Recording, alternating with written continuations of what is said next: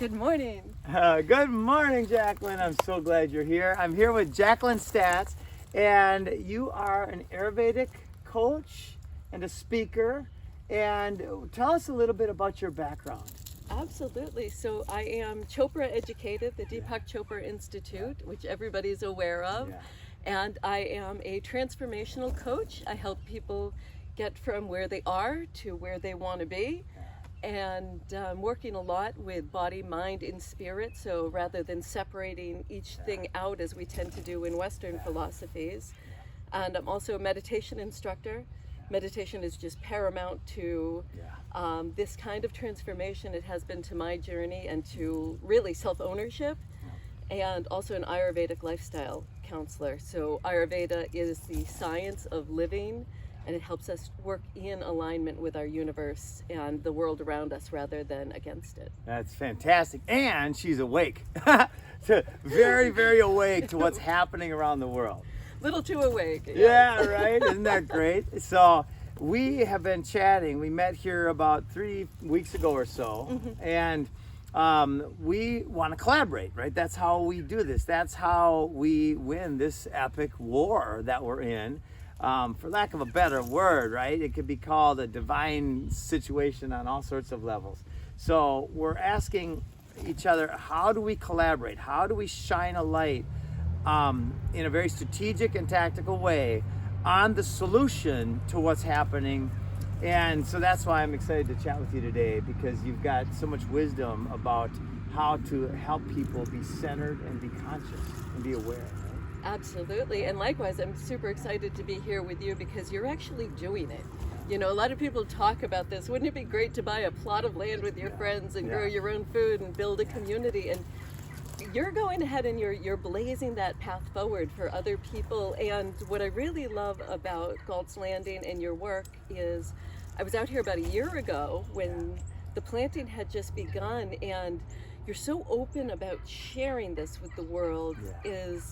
That's what really drew me here, is that you had said that, you know, if I'm the only one that's eating, that's no fun. Yeah. You know, I want everyone to know how to do this. Yes, we say that all the time. Food security is when we have food and so do our neighbors, right?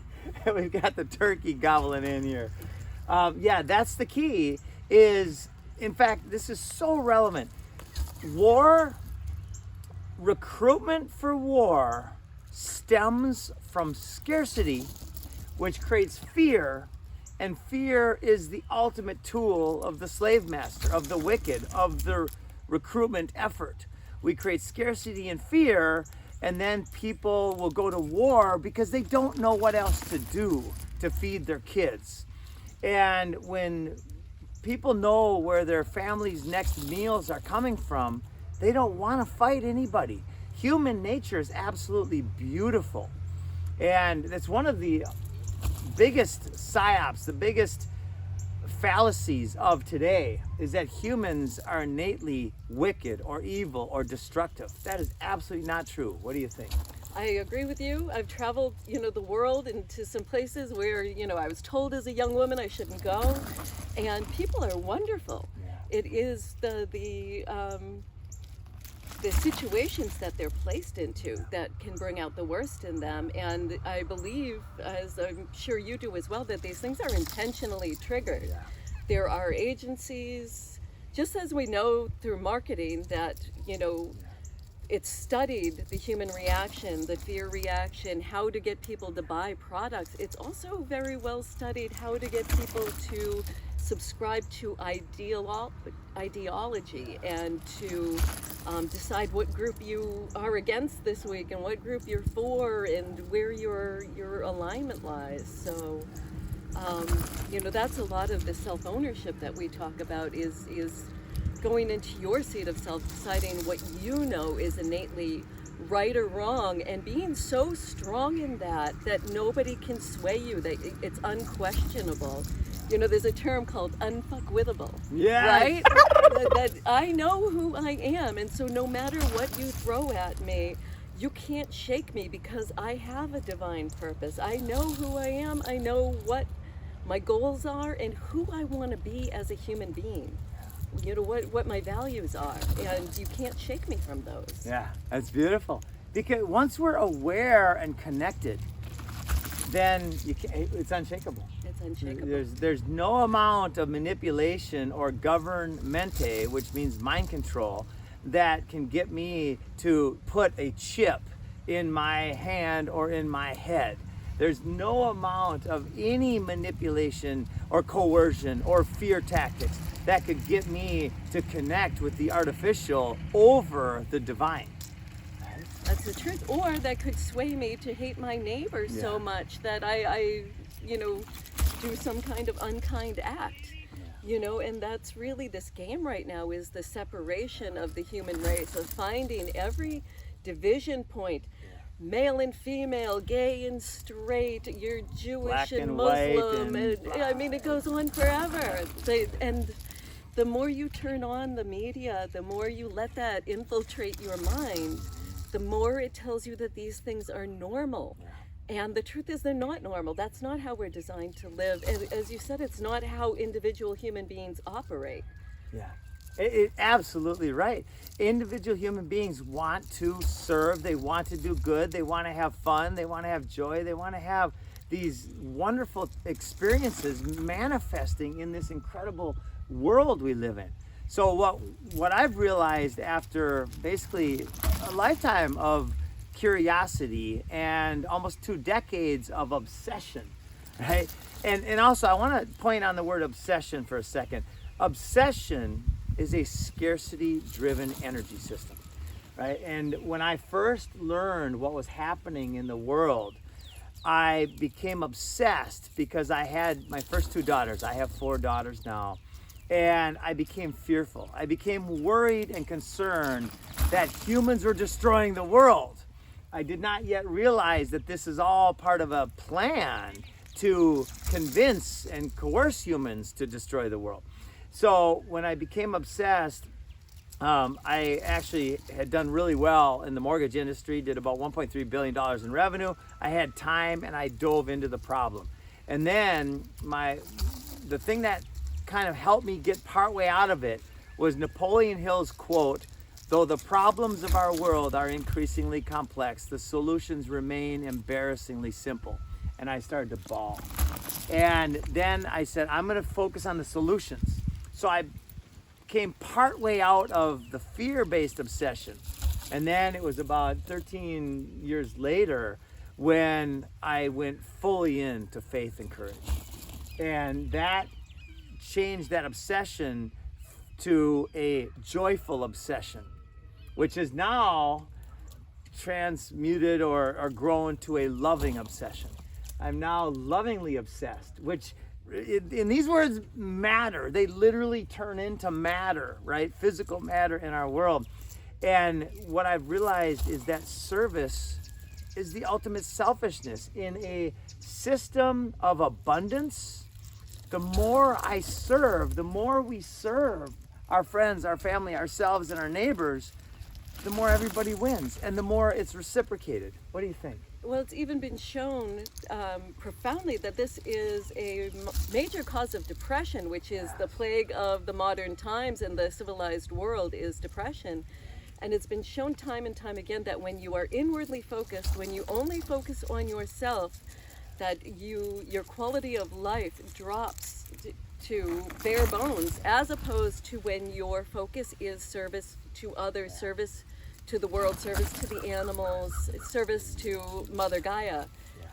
You serve a more divine purpose, and that gives you something to strive for. It gives you something to make sense of, and it helps you to do these little steps when you realize that you're in alignment with the natural way that this world works, the natural way that the universe works. Isn't it beautiful? And it feels amazing, doesn't it? It feels amazing. You want to scream it from the top of your lungs. There's no reason not to do this except for ignorance and unawareness, which is the same thing, right? So if that's the only message we can convey today, is the message of go serve somebody with joy, with love. It might be complimenting somebody. Like call 5 friends up and compliment them on something real, right? Ask yourself, what do I love about this person? And it might be somebody that you're actually struggling with, which would even be better. Even better. Yeah. It's even better because you can always find a good quality, and they might be struggling with you as well. Like, none of us are perfect. And the more we work on it, the more we search for those good qualities in others, we help to understand ourselves as well. And the more we understand our own struggle, the more we can outlay that and see, yes, everyone is struggling. I love that quote that's like very in vogue right now is be kind. Everybody's going through something. And you know what? Everybody is going through something, so stop expecting the world to tiptoe around what you're going through, because everybody else has their own stuff going on too. We're all supposed to do this inner work to make sure that we can really be in harmony with our environment and not be a constant draw on it. Yes. Okay, so what you just touched on there is energy, right? We're either giving energy or we're sucking energy.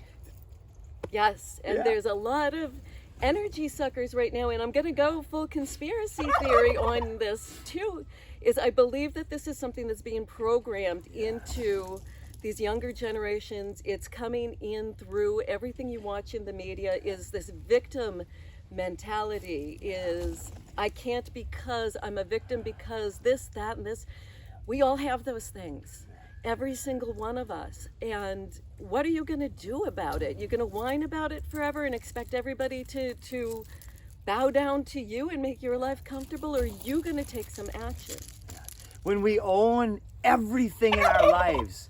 I was reading some, I think it was Swami Rama, Living with the Himalayan Masters, or one of these sages that I've been studying now for 20 years. And what they said, if you're witnessing pain or suffering or disconnect or anything outside of you, there's no such thing as outside of you, right?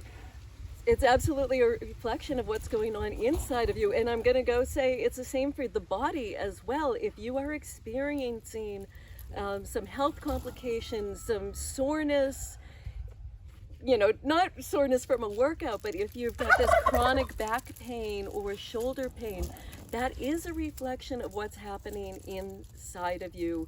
I love to say we store our issues in our tissues. Yes. It's been proven that depression, leads to numerous health problems. Stress is responsible for 95% of dis-ease in the body. So 5% of genetic gene mutations are fully penetrant. 5% of them mean that if I've got this gene for this certain disease, that I'm going to end up with it. The rest of it is lifestyle choices. It's how you're living, what you're putting in your body, and most importantly, what's happening in your mind and in your heart. And it's not easy. It's definitely not easy. Everyone who teaches this had to train themselves to do it. But it's just like going to the gym. In Tibetan Buddhism, it's all about mind training. So, you don't lift a weight once and have a great, beautiful bicep. You have to keep going. You have to keep training. You have to have bad days. And it's the same with your mindset. There's days where you want to just get so frustrated with this world and the direction it seems to be heading. And that's when you find the peace in knowing, like-minded friends and coming together and knowing that you're all working to make a difference. So there's always a silver lining. You have to fight for it sometimes. Yeah, we get to. And this idea too about it being difficult is absolutely right on to a certain point until when we become aware that it's infinitely more difficult not to. Nietzsche said that once the mind is stretched to new horizons, it can never go back to its old ways. There's no choice anymore. And it's invigorating. He also said the things of this world of the highest value must have another peculiar origin. They cannot be derived from this transitory, seductive, deceptive, and paltry world, from this turmoil of lust and delusion. Rather, from the intransitory, the hidden God, the thing itself. There must be its basis, right? And what is that thing itself? That's the questions I've been asking. What is it? And then Tesla, and so this is what I love to do, is put together all these pieces of the puzzle. Tesla said, if you want to find the secrets of the universe, think in terms of energy, frequency, and vibration, right? Well, the word think, let's change that word to feel or experience. Amen. Right? Because that's the gateway to the new level. Is not the thought. The thought, as Einstein said, represents the past. Right? Imagination represents the future, and the feeling represents the now. And the present is everything. And I'd like to go into that too, as far as, a lot of these problems we're seeing in this world is, if you have depression, you are living in the past. You are thinking of over things that once happened, and you're programmed to do that for a very good reason, because we're just mammals set up to survive. So if we know what happened in the past, if I know that this sound means that there's a tiger over here, I can be prepared. But in this modern world, we don't have to worry so much about tiger attacks. What it is traffic situations, it's crap on the media that's putting us into these stress responses, and we're going into it up to 15 times a day. Acute fight and flight, which is obviously causing us health problems. It's causing us mental problems. So then they say, when you're thinking about the future, when you're constantly worried, that's anxiety. In either case, you're never living in the full and present now, which is all that actually exists. So, we're so busy hemming and hawing over the past, planning for the future, that we forget that right now, this moment, with a good friend in a beautiful place, with the sun on our skin, to just sit and savor this moment, and to soak in all of that goodness and let it feed our souls. That's the true gold in this world. It comes back to what you started with, and that's meditation. Which for me, I once, in fact, this happened just lately. There was a group that asked me to speak, and then they found out that I was a meditator, and they said, oh, we can't have meditators. That's like bad somehow. So I want to share with you what meditation is for me. Presence. That's all it is. Yes. It's just presence, right? Meditation helps us get there because we've got so many thoughts that have been programmed by the programs, by the governmente, and all of its systems and its tentacles. And so what is meditation? Be here now. Now, if you don't like what's around you, then ask, what's great about this? Or what can be better? And if you want to shut your eyes and meditate with a vision of the future that inspires and empowers you, that invokes energy in you, then that is how to do it, right? Whatever works for you to become more energized and to feel the frequency, the vibration, the energy that's all around us. That is the wellspring of life. That I grew up in Minnesota. I call it God because that's where I grew up. Somebody on the other side of the world might call it Shiva or Allah or Buddha or Krishna or whatever. Would I be mad at them because they learned a different language growing up? No, that would be silly, right? So to stop fighting the different narratives and embrace your own narrative of service and love and joy. What do you think? And go into your heart. That this person has a higher power they're talking to. It doesn't matter, what the name of it is. Yeah. They're not evil and you're not better. Yeah.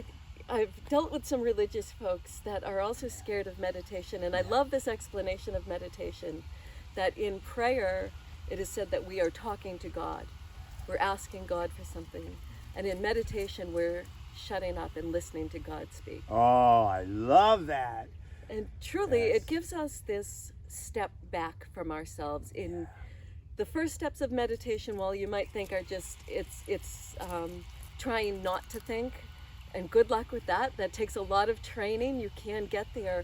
But initially what you want to do is just become the observer of your thoughts rather than the thinker of your thoughts. And when you form that separation, you start to realize that they're not so much your thoughts. As Jim had said, they are things that are being programmed in. And this is sort of what we call the matrix. The more you watch that television set and it tells you the way the world is, you take that and you believe that. And then you get a couple other million people watching that same programming they take that and believe that, and they go out and they live in that way. We're actually choosing to do something different. We're actually choosing to go back to roots and to live to a more natural and harmonious way.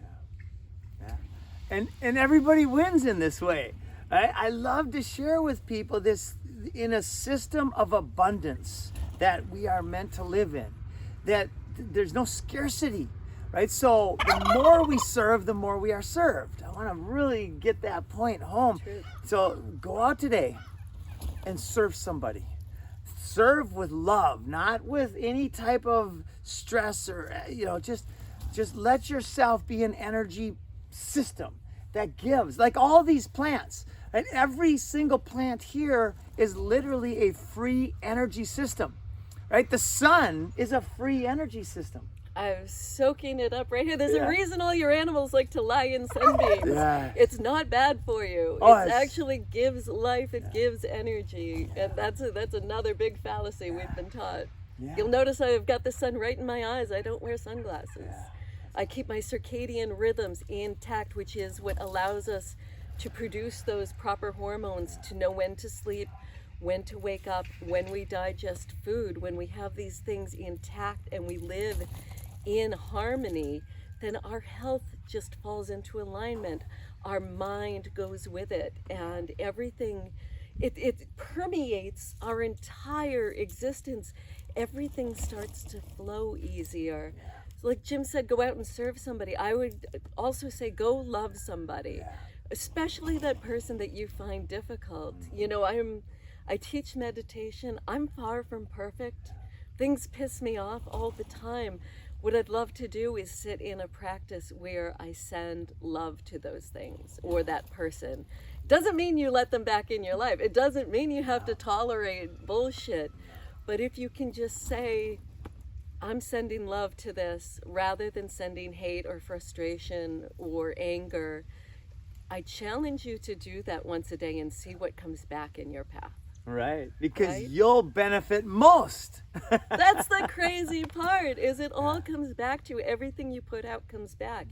If someone takes from me, I at this point allow it. And the universe brings it back in another way. You might not get reparations from that one person that did you wrong, but it comes and it flows around in another way. So when I give to, I like to keep a bag in my car of clothes I'm done with, and I put a few snacks in there, whatever. I happen to be the same size as a lot of the people on the street, so it works out well. But when a lady asks me for a handout, I can hand her a bag of clothes. She's got a pair of pants and some socks and a shirt. That's awesome. And she can't do anything back for me. I don't take a selfie of myself doing it. I get a lot of toothless hugs, and I love it.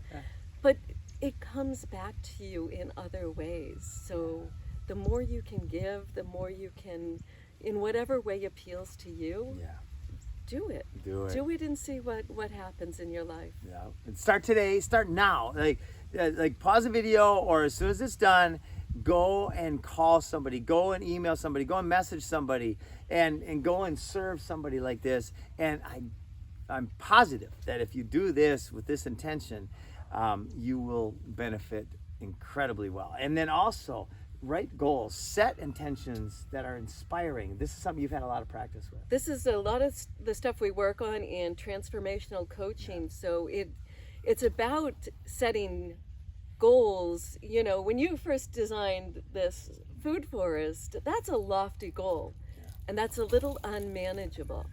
That can put you into a spiral and get you thinking that this is too much for you to tackle. So it's really important to do these small, manageable steps. Step one, I get the land, right? Let's not put the horse in front of the cart or the cart in front of the horse. You have to do these things in small, manageable steps so you can actually see that you're making these goals. And kind of have something to check off and be proud of. Absolutely. It's all about those little habits that you create. I always start with the big vision at the big intention, and then I back up. It's called chunking. Yes, absolutely. Yeah. And sometimes when we try to bite too big of a chunk, we choke, right? And sometimes if we have too little of a chunk, it's not nourishing. So find what chunk is good for you. Set the intention that inspires you, and then back off and create the little habits that get you step by step to manifesting that intention.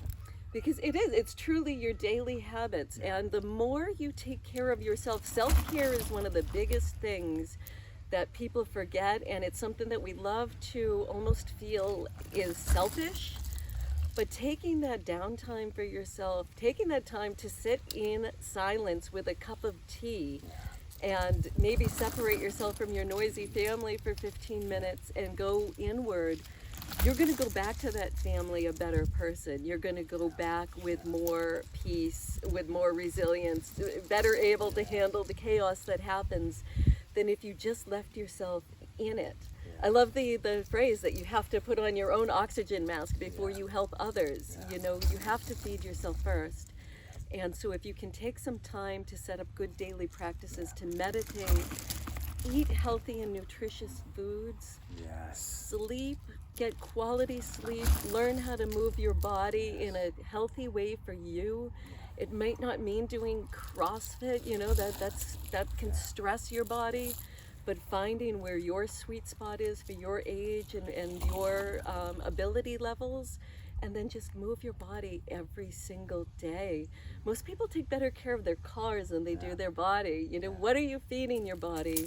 How are you moving it? Would that be acceptable if that was a car in your driveway? Would you give it the cheapest, crappiest gas and then, you know, let it sit for months on end and expect it to work flawlessly and do a drag race? No. Yes, exactly. Be aware of the toxins, the poisons, fear being the ultimate poison. And then the water, the air, you breathe, all that stuff. Be aware of it. Don't be scared of it. Just be aware of it. Again, fear is the ultimate toxin and control mechanism of the slave master, of the wicked. So be aware and then choose. Choice comes through awareness. So start by asking new questions, become aware, and then choose the energy systems that nourish you. And yeah, I'd love to lean into the fear too, because when you do start waking up to all of this and you realize that, you know, the world isn't quite what you thought it was, it does instill a lot of fear in us and a lot of panic. And, you know, myself, I don't live in a food forest. I have a place on the beach. It's not that easy to grow food there. And so I have to just decide that I've done as much as I can do. And then just rest comfortably in that, rest comfortably in knowing that, and in knowing, I know there's toxins everywhere. It's in the air, it's in the ground, it's in any food I buy from the supermarket. And, you know, if you look at these slums in, say, Haiti or in India, and you look at the rates of disease in those areas where they don't have clean drinking water and things like that, you'll see that maybe there's like a 40 to 60% instance of cancer or liver or kidney diseases, and that's terrifying. But what is the other 40 to 60% doing? The ones that aren't getting sick. All of that is mindset. You can literally transmute energies that come at you, and if you learn how to work with your energy system properly, we are generators. We are energy systems. Yes. You can pull that into yourself, you can transmute it, you can turn that into health and power. Yes. Every one of us literally has the power of 1 million nuclear bombs within us. And when we can learn how to use that energy to serve ourselves first, then you have extra. And then it just goes and gets bigger and bigger. So these narratives telling us how helpless we are, how reliant we are on other things and external factors, it really does keep us in this imprisoned mindset. We are not physical beings. None of this stuff is all that tangible. We're electrons and molecules and atoms in vast empty spaces that are vibrating at a resonance that makes us appear the way we are. So me and this turkey aren't that different. Me and the seashell are made out of all the same things. So the more we learn that, the more we process it.